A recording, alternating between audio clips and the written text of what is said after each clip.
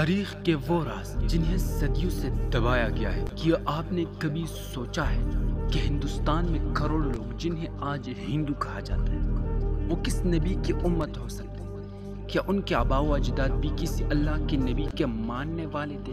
کیا کبھی قرآن، تورات یا دیگر آسمانی صحیفوں میں ان کا ذکر آیا ہے؟ اور سب سے حیرت انگیز سوال، کیا شری رام، شیو، کرشن یہ سب محض افسانوی کردار ہے یا ان کے پیچھے کوئی سچا نبی، کوئی برحق شخصیت چھپی ہوئی ہے؟ دوستو، یہ کوئی معمولی سوال نہیں، یہ ایک ایسا دروازہ ہے جو کھلے تو تاریخ، عقیدہ اور انسانیت کے فہم بدل سکتی ہے۔ آج کی ویڈیو میں ہم آپ کو لے کر جا رہے ہیں ایک ایسے سفر پر جہاں مذہب، تاریخ اور عقل کی روشنی میں ان رازوں سے پردہ اٹھایا جائے گا۔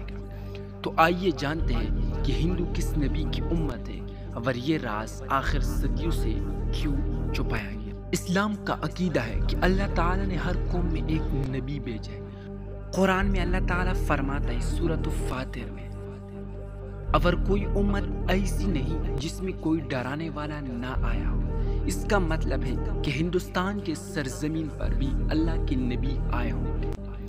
ہندو مت کی سب سے پرانی کتاب ویدز ہے جو ہزاروں سال پرانی ہے۔ ان میں ایک خدا کا تصور موجود ہے۔ سچائی ایک ہے لیکن عقل مند اسے مختلف ناموں سے پکارے۔ یہ تصور توحید کے قریب معلوم ہوتا ہے جو اسلامی نظریہ کے بالکل مطابق ہے۔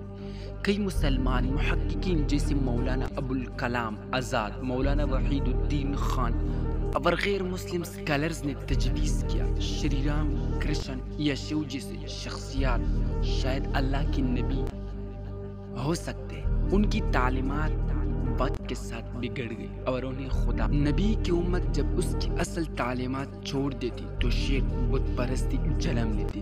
ہندو مت کی ابتدائی شکل ممکن ہے کہ ایک برحق دین رہی ہو جو وقت کے ساتھ بگڑ گئی ہو۔ اسلام ہمیں سچائی کی تلاش، عزت اور دلیل سے بات کرنے کی تعلیم دیتا ہے۔ ہمیں ہندو بھائیوں سے نفرت نہیں بلکہ ان کی اصل نبی کی تعلیمات کی روشنی دکھانا ہے۔ ممکن ہے کہ وہ نبی بھی اسلام کے نبیوں میں سے ایک ہو جنہیں ہم نہیں جانتے لیکن اللہ جانتا ہے۔